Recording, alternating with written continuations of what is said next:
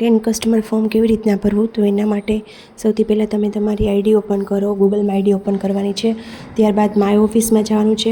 ઉપરના 3 ડોટમાં જશો એટલે માય ઓફિસ આવશે. માય ઓફિસમાં જશો એટલે 10 કસ્ટમર ફોર્મ આવશે. તેમાં 10 કસ્ટમરનું ફોર્મ ભરવાનું છે. જો માર્ચનું 2026નું ફોર્મ બાકી છે એવું બતાવે છે.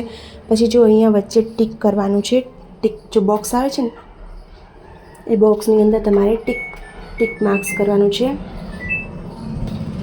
ટિક માર્ક થઈ જાય ને એટલે પછી એમાં છે ને અમાઉન્ટ લખવાની છે. અમાઉન્ટ તમારે 10,000ની અંદર નાખવાની છે. જે બી એડ કરો, મેં 5,000 એડ કરી છે, તમે બી 5,000 એડ કરવા માંગો તો 5,000 એડ કરી સબમિટ કરી દેવાનું છે. સબમિટ કરશો એટલે કન્ફર્મેશન આવવા માટે કન્ફર્મ કરવાનું છે. કન્ફર્મ કર્યા પછી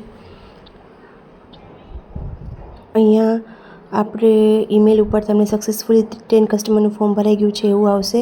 એટલે કન્ફર્મ થઈ જાય છે કે તમે 10 કસ્ટમરનું ફોર્મ સબમિટ કરી દીધું છે. દર મહિને તમારે 15 થી 20 તારીખની વચ્ચે આ સબમિટ કરવાનું હોય છે. Thank you.